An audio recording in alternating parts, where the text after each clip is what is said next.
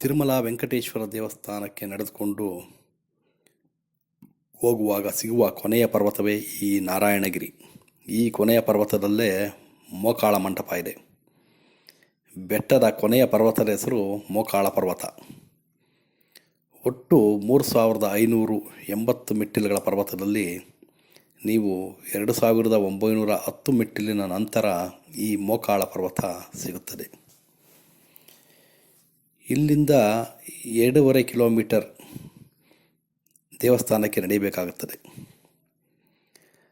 ಆಚಾರ್ಯ ಶಂಕರರು ತಿರುಮಲಕ್ಕೆ ಬಂದಾಗ ಕೊನೆಯ ಈ ಪರ್ವತವನ್ನು ಹತ್ತುವಾಗ ಅವರಿಗೆ ಈ ಪರ್ವತ ಸಾಲಿಗ್ರಾಮದಂತೆ ಕಂಡಿತಂತೆ. ಆದ್ದರಿಂದ ಆಚಾರ್ಯರು ಈ ಸಾಲಿಗ್ರಾಮ ಪರ್ವತವನ್ನು ಪಾದರಕ್ಷೆಯಲ್ಲಿ ಹತ್ತಬಾರದು ಎಂದು ಹೇಳಿ ಮತ್ತು ಪಾದದಲ್ಲೂ ಹತ್ತಬಾರದು ಎಂದು ಆಚಾರ್ಯ ಶಂಕರರು ಇದನ್ನು ತಮ್ಮ ಮೊಣಕಾಲಿನಿಂದ ಹತ್ತಿದರಂತೆ. ಅಂದಿನಿಂದ ಈ ಪರ್ವತಕ್ಕೆ ಮೊಣಕಾಲು ಪರ್ವತ ಎಂದು ಹೆಸರು ಬಂತು. ಅಂದಿನಿಂದ ಭಕ್ತಾದಿಗಳು ಸಹ ಈ ಸಾಲಿಗ್ರಾಮ ಪರ್ವತವನ್ನು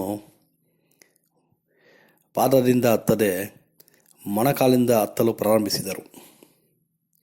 ಆದರೆ ಎಲ್ಲ ಮೆಟ್ಟಿಲುಗಳನ್ನು ಹತ್ತಲು ಆಗುವುದಿಲ್ಲ.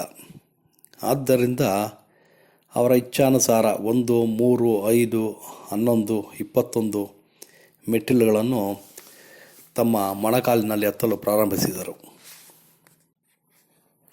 ಈ ಪರ್ವತವನ್ನು ಯಾವುದೇ ಮನೋ ಇಚ್ಛೆ ಇಟ್ಟುಕೊಂಡು ಈ ಮೊಣಕಾಲು ಪರ್ವತವನ್ನು ಹತ್ತಿದರೆ ಆ ಇಚ್ಛೆ ಪೂರ್ಣವಾಗುತ್ತದೆ ಎಂದು ಇಲ್ಲಿ ಭಕ್ತಾದಿಗಳಲ್ಲಿ ಪ್ರತೀತಿ ಇದೆ.